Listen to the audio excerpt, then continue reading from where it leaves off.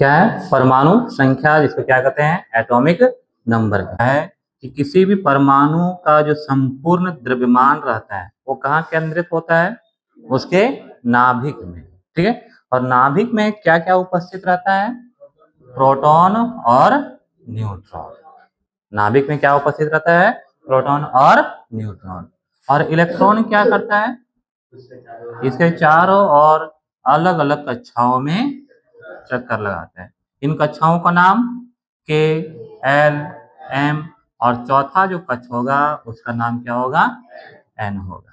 ठीक है। इस प्रकार से अलग अलग कक्षाओं में इलेक्ट्रॉन इसके चारों ओर चक्कर लगाते रहते हैं। ठीक है। अब यहाँ पर पूछा गया है परमाणु संख्या, एटॉमिक नंबर। तो किसी भी परमाणु के नाभिक में, किसी भी परमाणु के नाभिक में इसका जो न्यूक्लियस है वहां पर प्रोटॉनों की संख्या, जितना भी प्रोटॉन होगा उसकी संख्या को ही उसका क्या कहते हैं? परमाणु संख्या कहते हैं। ठीक है। यानी किसी परमाणु के नाभिक में उपस्थित प्रोटॉनों की संख्या को ही उसका क्या कहते हैं? परमाणु संख्या कहते हैं। अर्थात परमाणु संख्या बराबर क्या हो जाएगा? प्रोटॉनों की संख्या। ठीक है। परमाणु संख्या बराबर प्रोटॉनों की संख्या। और आपको पहले बताया जा चुका है, अर्थात Z इज इक्वल टू क्या? P। Z मीन्स परमाणु संख्या, और प्रोटॉनों की संख्या को किससे सूचित करते हैं? P से सूचित करते हैं।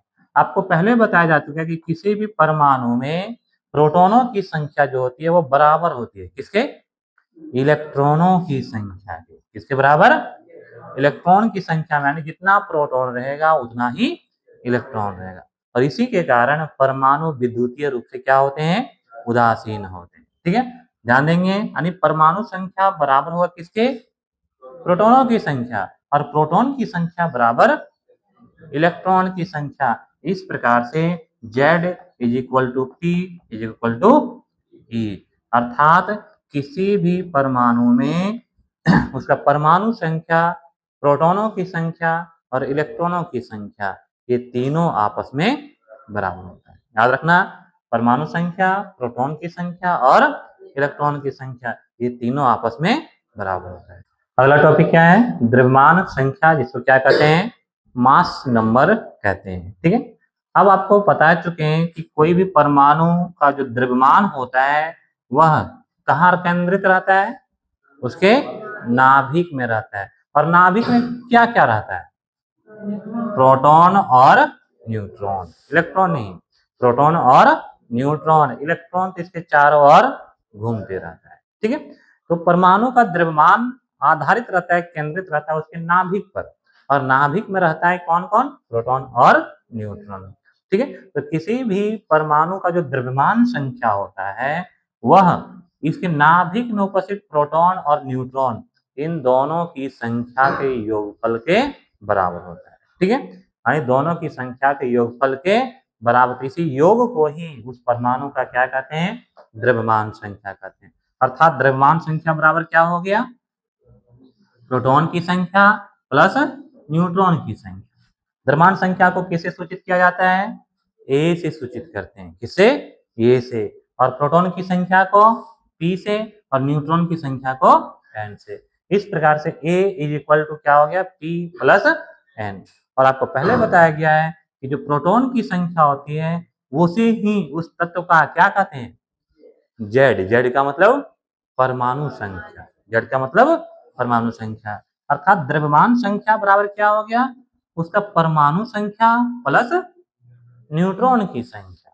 ठीक है। इस प्रकार से आपको यदि प्रश्न पूछा जाए, किसी परमाणु में न्यूट्रॉन की संख्या निकालने बोल दिया जाए, तो आप क्या करेंगे? उसके द्रव्यमान संख्या में परमाणु संख्या को घटा देंगे। परमाणु संख्या आपको पता है, द्रव्यमान संख्या भी पता रहेगा।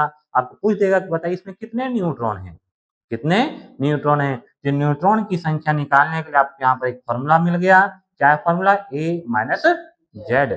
अर्थात द्रव्यमान संख्या माइनस परमाणु संख्या। यदि किसी परमाणु के द्रव्यमान संख्या में उसके परमाणु संख्या को माइनस कर देंगे तो आपको क्या मिल जाएगा? उसमें उपस्थित न्यूट्रॉनों की संख्या। जैसे कि एग्जांपल देखते हैं, मान लो कार्बन। क्या है? कार्बन। आपको पता है इसका परमाणु संख्या कितना होता है? 6 होता है। परमाणु संख्या इसका कितना होता है? Z इक्वल टू 6 होता है। और इसका द्रव्यमान संख्या कितना होता है? 12 होता है, 12 होता है। ठीक है, इसका द्रव्यमान कितना होता है? 12 होता है। अब आपको पूछा जाएगा कि बताइए कार्बन के पास कितने न्यूट्रॉन हैं? कितने न्यूट्रॉन, यानी n इज इक्वल टू कितना होगा, बता सकते हैं?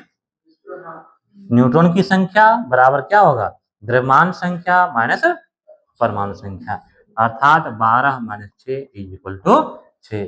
इसका अर्थ हुआ कि कार्बन के नाभिक में 6 प्रोटॉन के साथ साथ 6 न्यूट्रॉन भी है। ठीक है, इसी प्रकार से मान लो आपको बोल दिया जाए सोडियम, कितना इसका परमाणु संख्या होता है? 11 होता है परमाणु संख्या, और द्रव्यमान संख्या इसका होता है 23 होता है। कितना होता है? 23। आपको पूछेगा बताइए सोडियम के पास कितने न्यूट्रॉन हैं?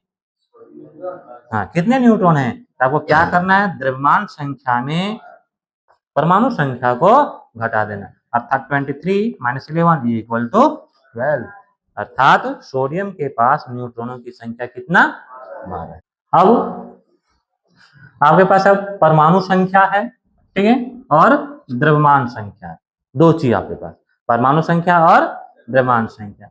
अब इस परमाणु संख्या द्रव्यमान संख्या को शॉर्ट में, संक्षिप्त में कैसे लिखते हैं, ध्यान देंगे। इसके लिखने का एक तरीका क्या है? आपको क्या करना है? सबसे पहले तत्व का संकेत देंगे, तत्व का संकेत लिखते हैं, ठीक है, और संकेत के नीचे में, संकेत के नीचे में हमेशा यहाँ पर क्या लिखा आता है? परमाणु संख्या। क्या लिखा आता है? परमाणु संख्या। और ऊपर में क्या लिखा आता है? द्रव्यमान संख्या।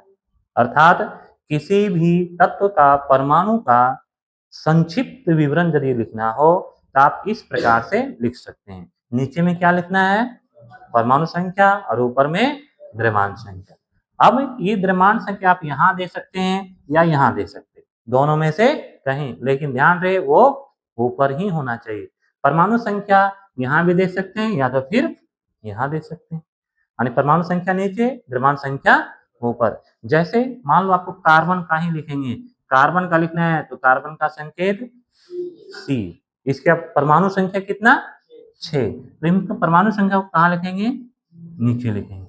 इसका द्रव्यमान संख्या 12, इस 12 को हम ऊपर में लिखेंगे, तो इसको क्या पढ़ेंगे? C612, C612 ऐसे लिख सकते हैं, या नहीं तो फिर C612 ऐसे लिख सकते हैं, या C612 ऐसे भी लिख सकते हैं, या तो फिर C612। 4 तरीका इसका लिखने का है, ठीक है। यानी बस एक चीज का ध्यान रखना, परमाणु संख्या हमेशा नीचे और ऊपर में क्या होना चाहिए? द्रव्यमान संख्या। दोनों एक ही और लिख सकते हैं, दोनों अलग अलग साइड लिख सकते हैं, या दोनों इधर भी लिख सकते हैं, ठीक है। इस प्रकार से जो ऊपर में लिखा हुआ रहता है वह क्या दर्शाता है? उस परमाणु के द्रव्यमान संख्या को दर्शाता है, और जो नीचे में लिखा रहेगा वो परमाणु संख्या। जैसे मान लो आपको सोडियम का लिखना है, तो सोडियम का क्या लिखेंगे संकेत? Na, परमाणु संख्या इसका 11, तो नीचे में लिखेंगे 11, और ऊपर में कितना? Na1123, ठीक है।